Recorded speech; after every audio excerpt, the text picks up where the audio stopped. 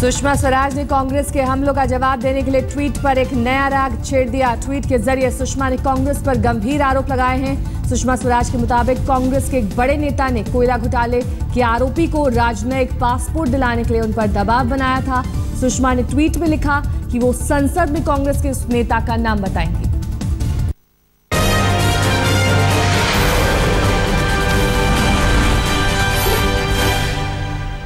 संसद के मॉनसून सत्र के दूसरे दिन आज केंद्र के खिलाफ हमले की कमान कांग्रेस अध्यक्ष सोनिया गांधी और उपाध्यक्ष राहुल गांधी संभालेंगे। सोनिया और राहुल की अगुवाई में कांग्रेस सांसद संसद भवन के बाहर सुबह 10:30 बजे महात्मा गांधी की मूर्ति के सामने मौन धरना देंगे।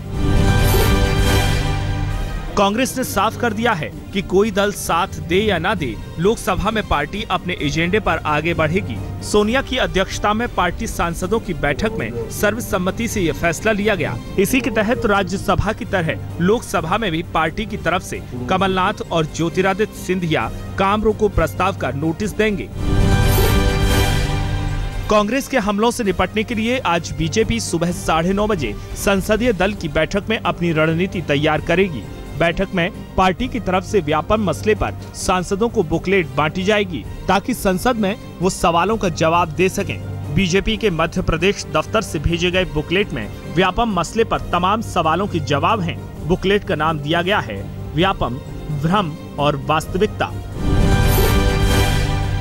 व्यापम घोटाले पर बीजेपी अध्यक्ष अमित शाह को लिखी चिट्ठी पर मध्य प्रदेश के सीएम शिवराज सिंह चौहान ने शांता कुमार को जवाब दिया है। हिमाचल प्रदेश के पूर्व सीएम शांता कुमार को लिखी चिट्ठी में शिवराज ने लिखा है कि पार्टी अध्यक्ष को पत्र लिखने और उसे मीडिया में प्रचारित करने से पहले अच्छा होता कि वो पूरे मामले की जानकारी ले लेते। कांग्रेस उपाध्यक्ष राहुल गांधी 24 जुलाई को आंध्र प्रदेश के अनंतपुर जिले के ओबुला देवारा चेरुवु गांव में पदयात्रा करेंगे। वो यहां सूखे से परेशान किसानों और स्व सहायता समूह की महिलाओं से भी मिलेंगे। 25 जुलाई को प्रधानमंत्री नरेंद्र मोदी के स्वागत के लिए पटना से लेकर मुजफ्फरपुर तक खास तैयारी हो रही है। पीएम मोदी के इस कार्यक्रम के लिए बड़ा ऑडिटोरियम तैयार हो रहा है, जिसमें प्रधानमंत्री बिहार के लिए 5 योजनाओं को एक साथ हरी झंडी दिखाएंगे। वेटरनरी कॉलेज ग्राउंड में इसके लिए दिन रात काम चल रहा है। उत्तराखंड के नैनीताल में राष्ट्रीय स्वयंसेवक संघ की प्रांत प्रचारकों की बैठक आज शुरू हो रही है। नैनीताल की तलहटी पर बने पार्वती प्रेमा जगाती सरस्वती विहार में होने वाली बैठक में भाग लेने के लिए संघ प्रमुख मोहन भागवत के अलावा करीब 180 अन्य वरिष्ठ पदाधिकारी नैनीताल पहुंच चुके हैं। जम्मू कश्मीर के पूर्व सीएम फारूक अब्दुल्ला ने खुलासा किया है कि 1999 में अगवा IC-814 विमान के मुसाफिरों को छुड़ाने के लिए उन्होंने आतंकवादियों को रिहा करने के फैसले का विरोध किया था। दिल्ली में पूर्व रॉ चीफ SS दुलत की किताब कश्मीर द वाजपेयी ईयर के विमोचन में फारूक अब्दुल्ला ने ये भी कहा कि अगर आतंकवादी मेरी बेटी को भी बंधक बना लेते तब भी मैं किसी आतंकवादी को रिहा नहीं करता। 1993 के मुंबई सीरियल बम धमाका केस में सुप्रीम कोर्ट में क्यूरेटिव पिटीशन खारिज होने के बाद याकूब मेमन ने महाराष्ट्र के गवर्नर से दया की भीख मांगी है। याकूब ने गवर्नर के नाम हाथ से लिखी चिट्ठी जेल अधिकारियों को सौंपी, जिसमें उसने दलील दी है कि उसकी सेहत खराब है और वो 20 साल से ज्यादा जेल काट चुका है, इसलिए उस पर रहम किया जाए। याकूब मेमन के मामले पर महाराष्ट्र के मुख्यमंत्री देवेंद्र फडणवीस आज महाराष्ट्र विधानसभा में बयान देंगे। गौरतलब है कि 30 जुलाई को सुबह 7 बजे नागपुर जेल में याकूब को फांसी दी जानी है।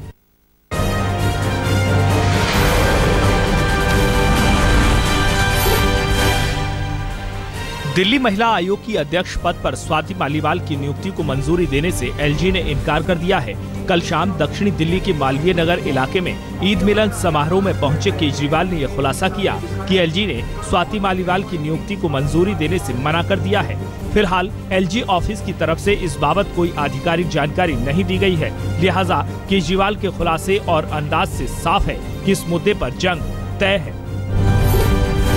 दिल्ली कमीशन ऑफ विमेन में अभी अपॉइंटमेंट किया है, अभी ऑर्डर आ गया 5 मिनट पहले मेरे आने के। LG साहब ने लिखा है your order appointing Swati Maliwal as DCW chief is hereby declared as null and void.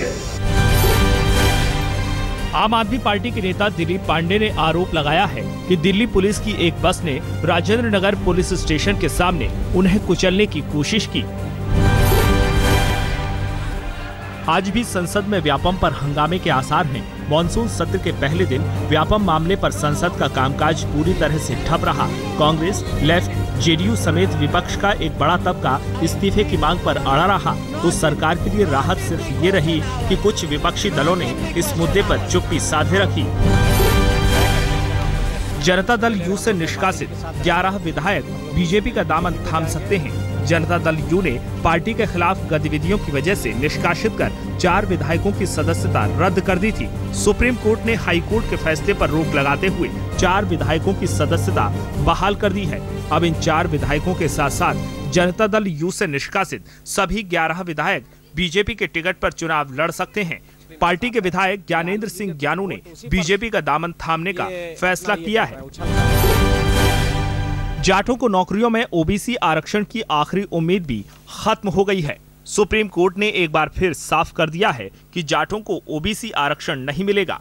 Court ने मंगलवार को जाट आरक्षण रद्द करने के फैसले पर पुनर्विचार करने से इनकार करते हुए केंद्र सरकार और जाटों के प्रतिनिधि संगठनों की याचिकाएं खारिज कर दी।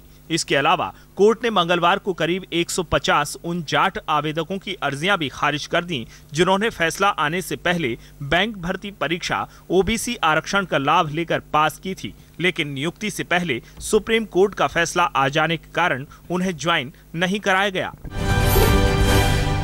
हरियाणा सरकार ने बेटी बचाओ बेटी पढ़ाओ मिशन की शुरुआत कर दी है। पूरी मुहिम को योजनाबद्ध तरीके से आगे बढ़ाते हुए कॉल टू एक्शन नाम के एक कार्यक्रम का आयोजन किया। हालांकि इस खास कार्यक्रम से स्वास्थ्य मंत्री अनिल विज नदारद दिखे। हरियाणा सरकार की इस मुहिम की ब्रांड एम्बेसडर बनी परिणीति चोपड़ा ने इस मौके पर कहा कि वो दिल से इस मुहिम से जुड़ी हैं।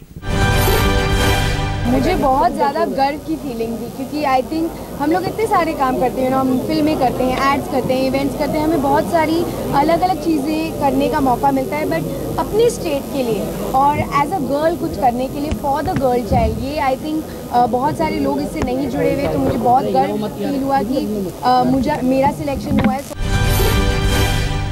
धौलपुर जिले के एसीजेएम कोर्ट में राजस्थान के मुख्यमंत्री वसुंधरा राजे के पुत्र और झालावाड़ से सांसद दुष्यंत सिंह की ओर से कांग्रेस नेता जयराम रमेश पर मानहानि का केस दायर किया गया है।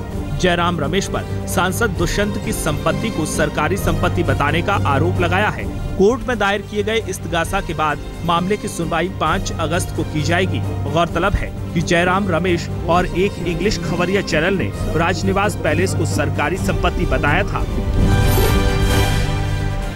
नालंदा में आरजेडी के एक पूर्व विधायक पप्पू खान को बेल मिलने की खुशी में जेल कर्मियों के बीच हजार के नोट बांटे गए। पप्पू खान की हाई कोर्ट से रिहाई की खुशी में जेल कर्मियों को हजार रुपए की बख्शिश दी गई।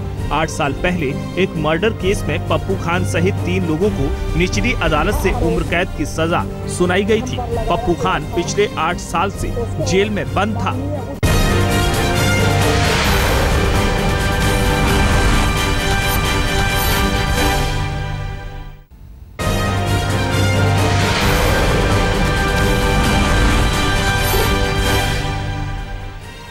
जिम्बाब्वे दौरे से शानदार प्रदर्शन के बाद घर लौटे हरभजन सिंह ने कहा है कि जिम्बाब्वे दौरा टीम के लिए काफी अच्छा रहा। श्रीलंका दौरे के लिए चयन के बारे में पूछे गए सवाल पर हरभजन ने गेंद चयन समिति के पाले में डाल दी। बोले, टीम हित में जो होगा मैनेजमेंट वही करेगा। श्रीलंका दौरे के लिए टीम इंडिया का चयन 23 जुलाई को दिल्ली में होगा। 12 अगस्त से शुरू होने वाले 3 टेस्ट मैचों की सीरीज के लिए ये चयन किया जाएगा। बीसीसीआई ने साफ किया है कि दिलीप ट्रॉफी खत्म नहीं की गई है।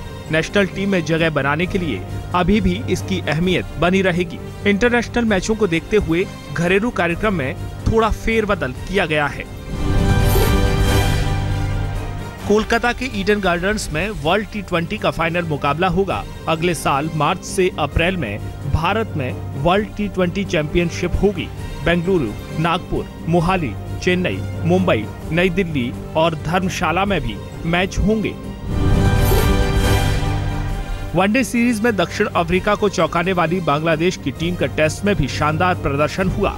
पहले टेस्ट के पहले दिन दक्षिण अफ्रीका को 248 रन पर समेट दिया।